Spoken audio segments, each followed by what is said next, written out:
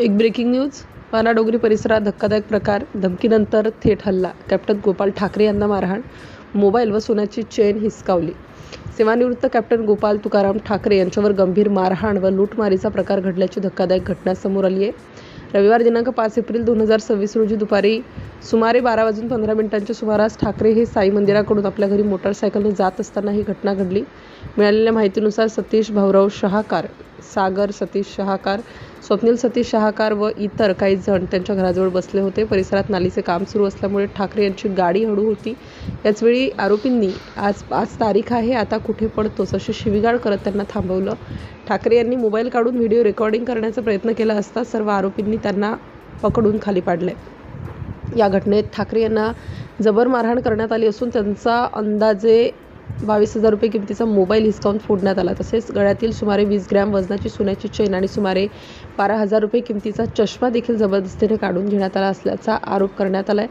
घटनेनंतर ठाकरे यांनी तात्काळ MIDC पोलीस स्टेशन नागपूर येथे धाव घेतली. पोलिसांनी त्यांना आधीची तक्रार प्रत आणण्यास सांगितलं असून सध्या ते अधिकृत तक्रार दाखल करण्याच्या प्रक्रियेत आहेत. या प्रकरणी पुढील तपास सुरू असून निवडणुकीतील वादातून हा हल्ला झाल्याची प्राथमिक चर्चा आहे.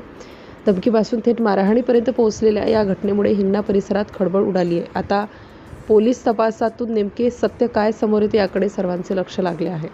सिटी इंडिया न्यूजसाठी प्रतिनिधी हिंगणा. नमस्कार, मी गोपाल तुकारामजी ठाकरे, रिटायर आर्मी अधिकारी.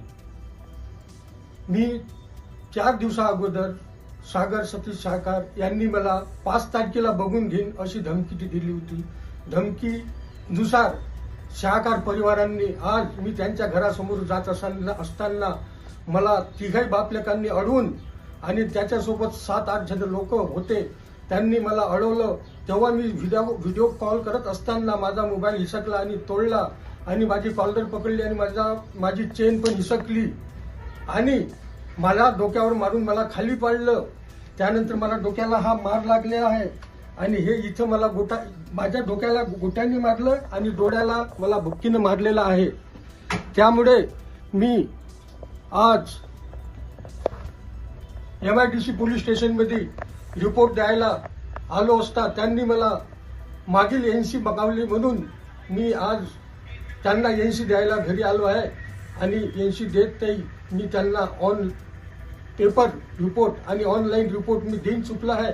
हा जो रिपोर्ट माझा ऑनलाईन आहे हा MIDC police station, ACP office, SP office यांच्याकडे जाणार आहे.